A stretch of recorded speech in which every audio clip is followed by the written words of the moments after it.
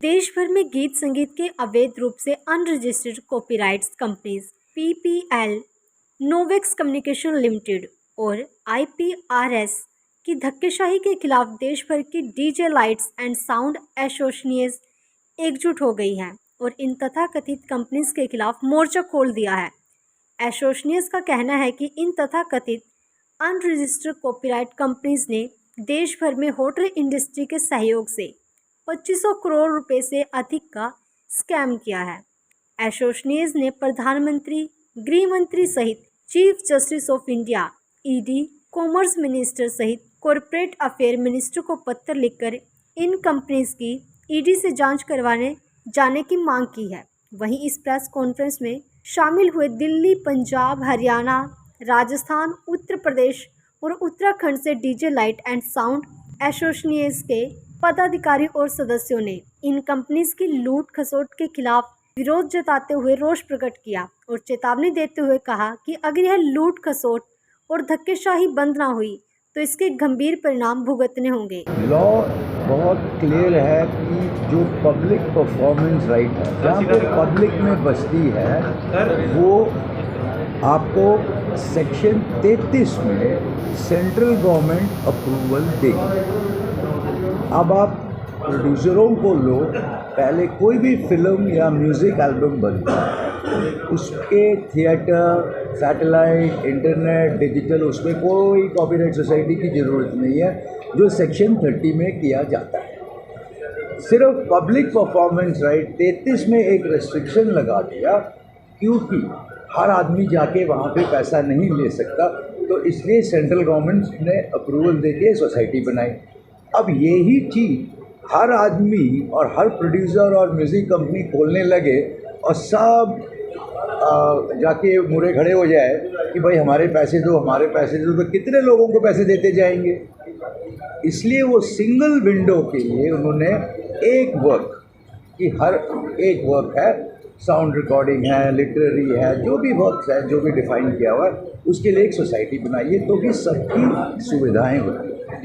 इसलिए ये लॉ बहुत क्लियर है, बट जो भी चल रहा है वो कोर्टों में चल रहा है, बट जो ग्राहक है, जो कंज्यूमर है, वो तो पब्लिक मनी तो देता जाएगा। जिस दिन पता चला ये लोग भाग गए तो इनको कैसे पता चलेगा कहाँ से पैसे लेने हैं। तो यही हम कह रहे हैं कि पैसा देना हो तो गवर्नमेंट सोसाइटी को ही तो शादी ब्याह का जो 52Z वाला है, वो जहाँ पे शादियाँ होती हैं, इनको कहा कि आप वहाँ पे पैसे नहीं ले सकते। तो जो नोटिफिकेशन आई है वो बिल्कुल आई है, तो वहाँ पे वो लेते हैं नहीं लेते, वो मेरे को उसका आइडिया नहीं।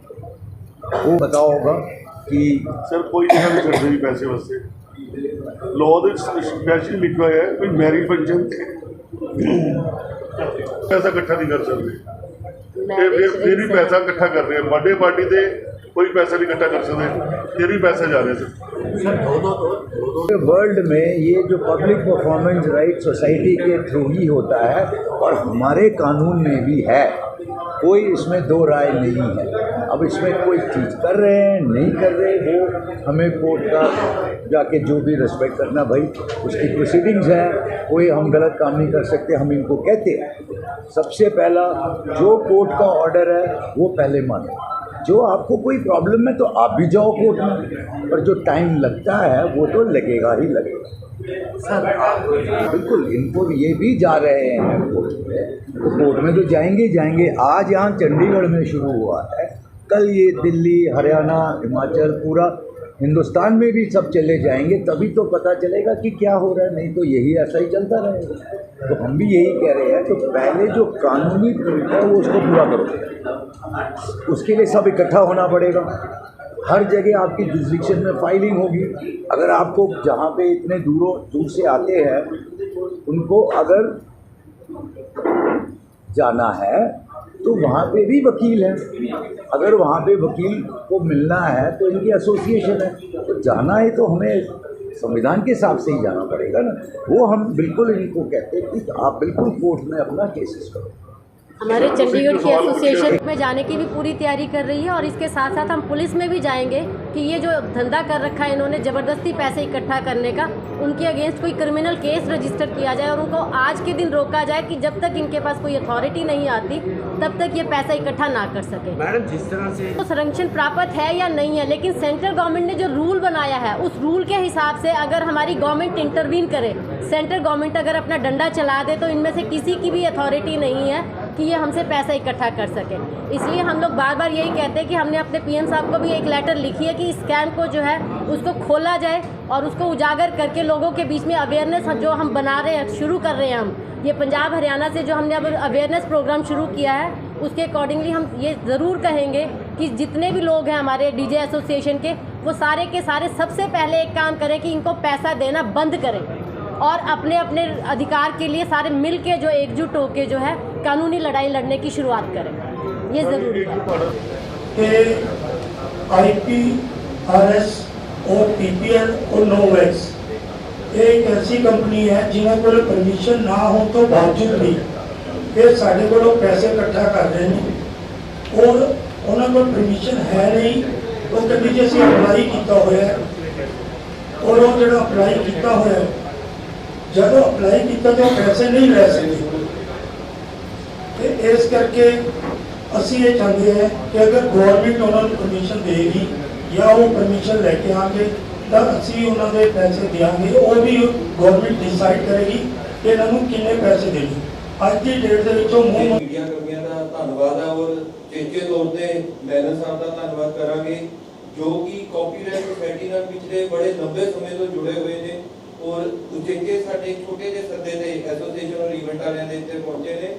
ਗੱਲ ਜਿਹੜੀ ਇੱਥੇ ਹੋ ਰਹੀ ਹੈ ਕੱਲੇ ਡੀਜੇ ਵਾਲੇ ਹੀ ਪਰੇਸ਼ਾਨ ਨਹੀਂ ਨੇ, ਇਹ ਆਮ ਲੋਕਾਂ ਨਾਲ ਵੀ ਜੁੜੀ ਹੋਈ ਗੱਲ। ਜਿਹੜੇ ਵੀ ਕੋਈ ਹੋਟਲ ਦੇ ਵਿੱਚ ਫੰਕਸ਼ਨ ਹੁੰਦੇ ਨੇ, ਕੋਈ ਪ੍ਰੋਗਰਾਮ ਹੁੰਦਾ ਹੈ, ਚਾਹੇ ਉਹ ਸੋਸ਼ਲ ਹੋਏ ਚਾਹੇ ਕੋਈ ਕੁਝ ਹੋਏ, ਉਹ ਆਮ ਲੋਕਾਂ ਨਾਲ ਜੁੜਿਆ ਹੋਇਆ ਮਸਲਾ ਜਿਹੜਾ ਕਿ ਅਸੀਂ ਤੁਹਾਡੇ ਮੀਡੀਆ ਰਾਹੀਂ ਹੀ ਲੋਕਾਂ ਤੱਕ ਪਹੁੰਚਾ ਸਕਦੇ ਹਾਂ। ਅੱਜ ਜਿਹੜੀ ਗੱਲ ਇਹ ਹੋ ਰਹੀ ਹੈ ਕਿ ਬਹੁਤ ਤਰ੍ਹਾਂ ਦੀਆਂ ਕੰਪਨੀਆਂ ਲੁੱਟ ਖਸੁੱਟ ਦਾ ਖੇਲ ਮਾਰਕੀਟ ਦੇ ਵਿੱਚ ਲੈ ਕੇ ਆਈਆਂ ਹੋਈਆਂ ਨੇ ਔਰ ਪੂਰਾ ਨਿਰੰਤਰ ਜੋਸ਼ ਨਾਲ ਚੱਲ ਰਿਹਾ और इन्ना के मैं बीच आके खुद देखा इन्ना जबरदस्त तरीके नाल ये लोग मैनिपुलेट करते हैं, चंगे भले बंदे नूं भी कंफ्यूज कर देते हैं। ਜਦੋਂ गवर्नमेंट ऑफ इंडिया ਦਾ सेंट्रल गवर्नमेंट ਦਾ ਇੱਕ ਬੜਾ ਸਪਸ਼ਟ ਤੌਰ ਤੇ ਕਾਨੂੰਨ ਬਣਿਆ ਹੋਇਆ ਹੈ, ਇੱਕ ਸਿਸਟਮ ਬਣਿਆ ਹੋਇਆ ਹੈ ਕਿ ਹਰ ਚੀਜ਼ ਦੇ ਇੱਕ ਸੁਸਾਇਟੀ ਹੁੰਦੀ ਹੈ। ਜੇ ਮੰਨ ਲਓ ਗਾਣੇ ਦੀ ਗੱਲ ਕਰਦੇ ਆ, ਸਾਊਂਡ ਰਿਕਾਰਡਿੰਗ ਹੈ ਤਾਂ ਉਹਦੀ ਇੱਕ ਕੰਪਨੀ ਹੋਊਗੀ ਜਾਂ ਉਹਦੇ ਬਦਲੇ ਚਾਰ ਕੰਪਨੀਆਂ ਉਹਦੇ ਤੇ ਪੈਸੇ ਲੈ ਲੈਣਗੀਆਂ।